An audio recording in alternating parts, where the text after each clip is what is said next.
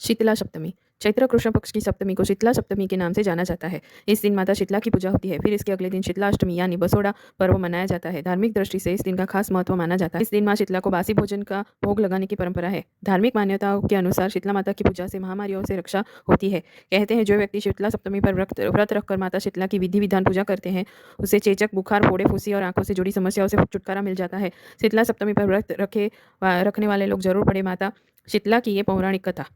पौराणिक कथा अनुसार एक राजा के एकलौते पुत्र को एक बार शीतला यानी चेचक निकली थी। उसी राज्य में एक काशी पुत्र को भी चेचक निकली हुई थी। काशी परिवार बेहद गरीब था, पर भगवती का उपासक था। वह बीमारी के दौरान भी पूजा पाठ के नियमों को अच्छे से निभाता रहा। उसके घर में साफ सफाई का विशेष ध्यान रखा जाता था।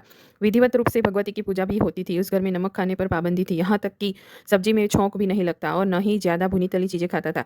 काशी गर्म वस्तु का सेवन स्वयं भी करता था और न ही शीतला वाले लड़के को देता था।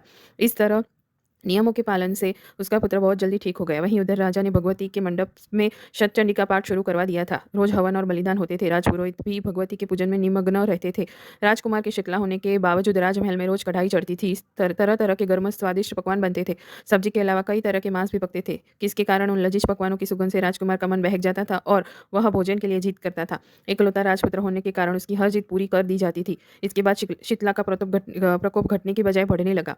शीतला के साथ साथ उससे बड़े बड़े फोड़े भी निकलने लगे। उन फोड़ों में खुजली और जलन तेज। शीतला की शांति के लिए राजा के लाख प्रयास के बावजूद उनका प्रकोप घटने के बजाय बढ़ता गया, क्योंकि अज्ञानतावश राजा के महल में सारे कार्य उल्टे हो रहे थे। इसके बाद राजा अधिक परेशान हो गया।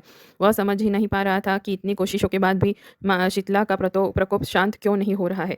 फिर एक दिन राजा के गुप्तचरों ने बताया कि काची पुत्र को भी शीतला निकली थी, लेकिन वह बिल्कुल ठीक हो गया है। यह जानकर राजा को हैरानी हुई कि मैं शीतला की इतनी सेवा कर रहा हूँ, पूजा अनुष्ठान में कोई कमी नहीं कर रहा, फिर भी मेरा पुत्र रोगी होता जा रहा है, जबकि काशी पुत्र तो बिना सेवा और पूजा के ही ठीक हो गए। यह सोचते सोचते उसे नींद आ गई।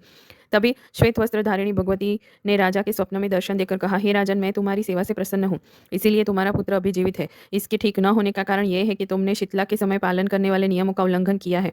तुम्हें इस हालत में नमक पर पाबंदी लगाना चाहिए। नमक से रोगी के फोड़ों में खुजली बढ़ जाती है। बिना छौंक वाली सब्जियों का सेवन करना चाहिए, क्योंकि छौंक के गंध से रोगी का मन ललचाता है। इसके अलावा रोगी को किसी के पास आना जाना भी नहीं करना चाहिए, इससे रोगों का संक्रमण फैलता है। अतः इन नियमों का पालन करोगे तो तुम्हारा पुत्र अवश्य ही ठीक हो जाएगा। विधि समझाकर देवी अंतर्ध्यान हो गई। सुबह उठते ही राजा ने देवी की आज्ञा अनुसार सभी नियमों का पालन करना शुरू कर दिया। इससे राजकुमार की सेहत में भी सुधार आया। वह अंततः ठीक हो गया। शीतला माता की पूजा के अलावा इस दिन भगवान श्री कृष्ण और माता देवकी का विधि व्रत रूप से पूजन करके मध्यकाल में सात्विक चीजों के भोग लगाने की मान्यता है। इस तरह पूजन और कथा वाचन से पुण्य की प्राप्ति और कष्टों का निवारण होता है।